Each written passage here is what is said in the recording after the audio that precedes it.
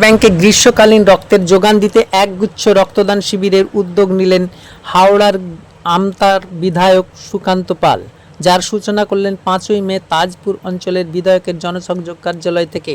এদিন কার্যালয় সংলগ্ন বালিকা বিদ্যালয়ের মাঠে ব্লাড ব্যাংকের শীতাতপ নিয়ন্ত্রিত বাসে 50 জন রক্তদাতা রক্তদান করেন। এছাড়াও তার উদ্যোগে বিধানসভা কেন্দ্রের বিভিন্ন অঞ্চলে রক্তদান শিবিরের উদ্যোগ নেওয়া হচ্ছে বলে জানা যায়। এদিন তাজপুর অঞ্চল ও আমতা বিধানসভা কেন্দ্রের বিভিন্ন এলাকা থেকে রক্তদাতারা এসে উপস্থিত হন এবং রক্তদাতারা রক্তদান করেন। রক্তদান শেষে বিধায়ক প্রত্যেকের হাতে শংসাপত্র তুলে দেন। রক্তদাতারা বলেন যে আগামী দিনেও আমাদের এই অঙ্গীকার থাকবে সাধারণের জন্য রক্তদান শিবির করা।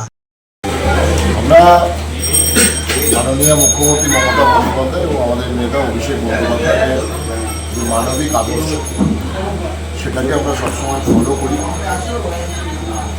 বিভিন্ন মানবিক কাজ সারা বছর ধরে আমরা করি। গ্রীষ্মকালীন সময়ে মানুষের রক্তের চাহিদা থাকে। অনেক জায়গায় স্বেচ্ছাসেবী সংগঠনগুলো এই সময় রক্তদান করে না, শিবির আয়োজন করে। তো আমরা মামাটি মানুষের আশীর্বাদ নিয়ে 2021 সালে তৃণমূল কংগ্রেসের এই জায়গা থেকে বিধায়ক হওয়ার পর থেকে আমরা সংকল্প নিয়েছিলাম গ্রীষ্মকালে মানুষের রক্ত সংকট হলে আমরা তৃণমূল কংগ্রেস দলগতভাবে মানুষের কাছে থাকি।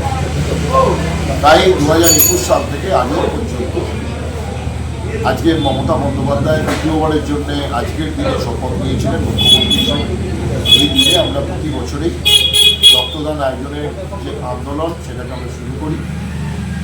আমরা প্রায় 30টা ক্যাম্প করি এবং 2000 ইউনিট রক্তের চাহিদা পূর্ণ করার আমরা ব্লাড ব্যাংকগুলিতে চেষ্টা করি। গত বছর আমরা 2162টা করেছিলাম। এবছর আমরা 2000-এর টার্গেট নিয়েছি, আরও বেশি হবে বলে আমরা আশা রাখি। ধাপে ধাপে বিভিন্ন অঞ্চল এবং বিভিন্ন আমাদের যে সাংগঠনিক পরিকাঠামো, সেই মাধ্যমে আমরা প্রায় 2000 ইউনিট রক্ত আগামী 1-2 মাসের মধ্যে 30টা ক্যাম্পের মাধ্যমে আমরা সরকারি ব্লাড ব্যাংকগুলিতে তুলি। আর এটা প্রতিবারের মতো বিধায়ক জনসংযোগ কার্যালয় তাজপুরের অফিস থেকে এর সূচনা হয়। এবারেও সেটা সূচনা হলো।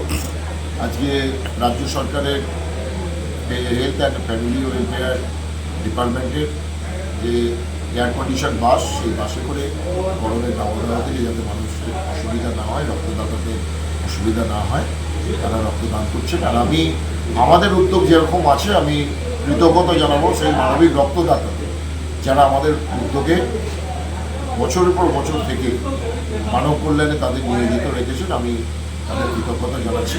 কারণ রক্তদানের কোনো পরিপূরক হয় না। একজন সহৃদয় ব্যক্তি মানবিক রক্তদাতাকে এগিয়ে আসতে হয়, আর রক্তদানের মাধ্যমে একটা মনুষ্য মানুষকে বাঁচানো যায়।